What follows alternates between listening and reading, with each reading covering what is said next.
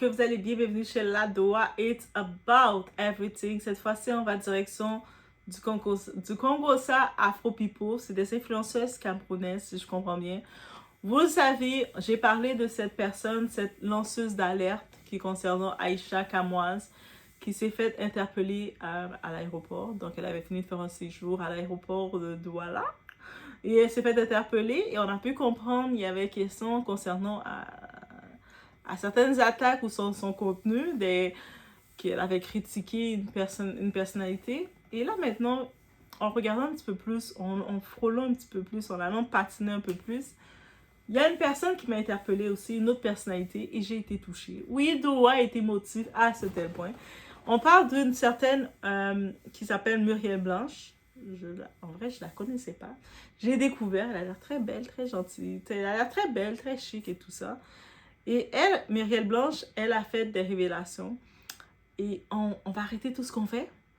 Ici, elle nous a révélé, ici on a une femme qui perd un enfant. Et vous pensez que ce n'est que sur les réseaux, n'est-ce pas? Donc, des fois, quand on critique, c'est facile, on peut avoir la critique facile, ça peut venir. Mais il faut se rappeler que dans notre critique, c'est des humains. C'est réel, c'est violent et ça détruit des vies. Faut qu'on arrête de mentir. Le cyberharcèlement plutôt, ce n'est pas les réseaux, c'est vous et moi, c'est tout le monde. Oui, vous qui insultez, vous qui vous moquez des gens, vous qui attaquez en groupe, et après vous faites semblant de ne rien comprendre. Donc, quand vous prenez plaisir à vouloir prendre la photo de quelqu'un, vouloir créer de quoi pour humilier la personne, en pensant que, bah, de toute façon, c'est rien.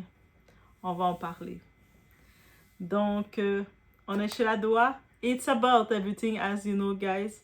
On met des likes, on booste la vidéo, on supporte Doa, on kembe Doa et on y va sans.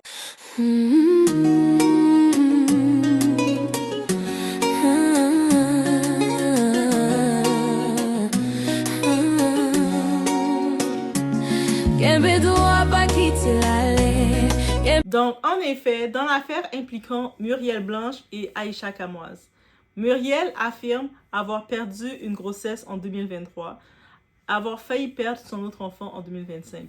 Donc, si je comprends bien, c'est récurrent. C'est pas une histoire, c'est comme au début, je regardais, je disais, mais pourquoi elle a porté plainte parce qu'elle a critiqué une émission comme... Mais c'est pas ça, là. C'est quelque chose de récurrent, guys. Est-ce que vous comprenez le danger de ça? C'est pour ça que Cardi B a gagné son procès contre l'autre blogueuse, la Tasha K. C'était récurrent. Ça faisait plus de 5 ans que Tasha K s'acharnait sur Cardi B.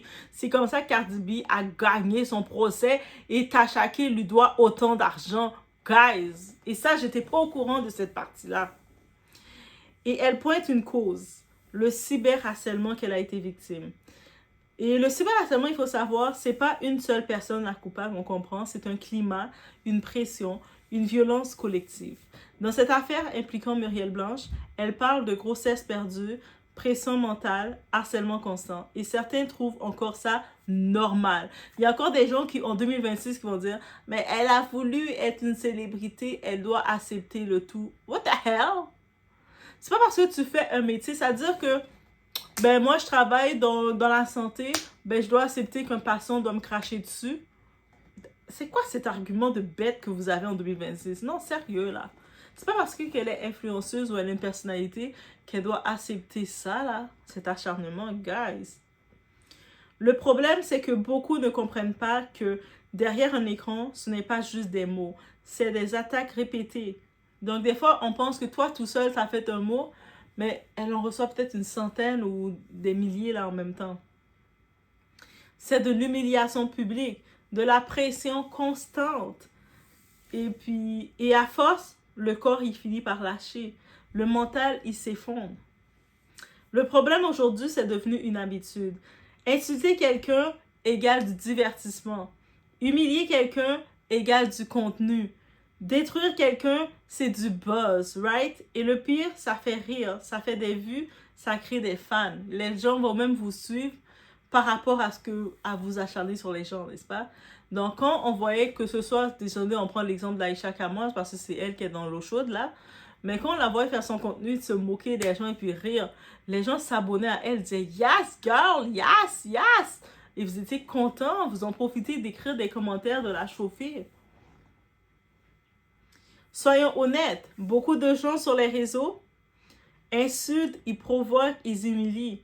Puis quand il y a des conséquences, ils disparaissent, ils se taisent, ou ils disent « Ben c'est pas moi, hein, c'est pas moi ». Mais par contre, tu étais dans un contenu quand tu vois une femme d'une quarantaine d'années qui approche la cinquantaine, qui prenait des vidéos pour raconter ses fabulations sur quelqu'un pour faire son contenu, et vous étiez là en train d'alimenter tout ça, lui donner de la force. It was fun. It was fun doing that. Donc, sans savoir dans quel contexte elle disait ça, mais ça vous a fait jouir, n'est-ce pas? Donc, vous êtes aussi coupable. C'est vous aussi. Mais on va dire la vérité que personne ne veut entendre. Beaucoup d'entre vous sont violents sans même s'en rendre compte parce que vous écrivez des choses que vous ne direz jamais en face. Quand vous êtes en face, vous n'allez pas le dire. Vous suivez la masse sans réfléchir. Vous participez à la destruction juste pour exister. Aujourd'hui, Aïcha Kamoise est au cœur de la polémique. Mais il faut être clair, elle n'est pas la seule. Elle est celle qui était en tête d'affiche parce que c'est elle est influenceuse et s'affiche. Tu sais, quand tu décides il y a ceux, on décide comme moi, comme Doa, comme tout le monde de s'afficher.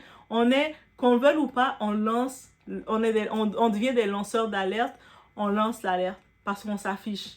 Mais tous ceux dans notre communauté qui nous suivent, ils suivent le mouvement, ils nous encouragent. Maintenant, il faut savoir, des fois, il faut prendre du recul aussi. Ça, c'est la différence. Mais voilà. Mais elle n'est pas la seule parce que c'est un système, oui. Le vrai problème, c'est une culture de destruction sur les réseaux et c'est trop présent dans la culture afro. On a plus de force à vouloir se détruire que s'encourager.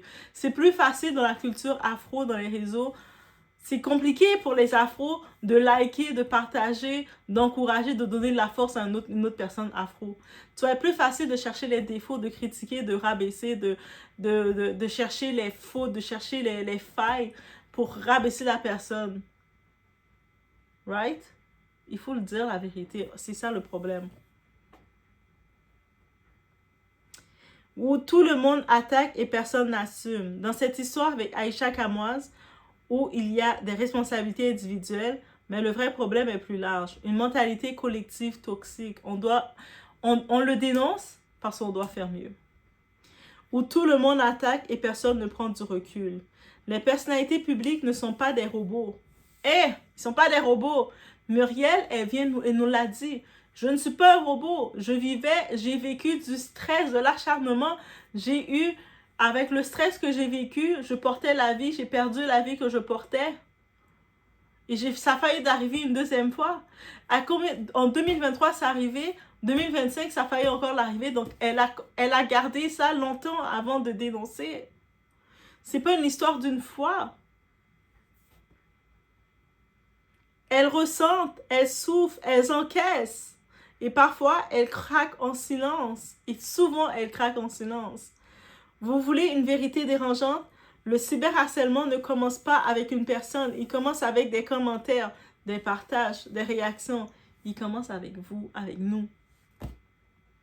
Avant de commenter, avant d'insulter, avant de partager la haine, pose-toi une seule question. Et si c'était ta soeur, ta mère, ton frère, ton cousin, tu sais, ton ami que t'aimes beaucoup, ta nièce, est-ce que tu serais confortable?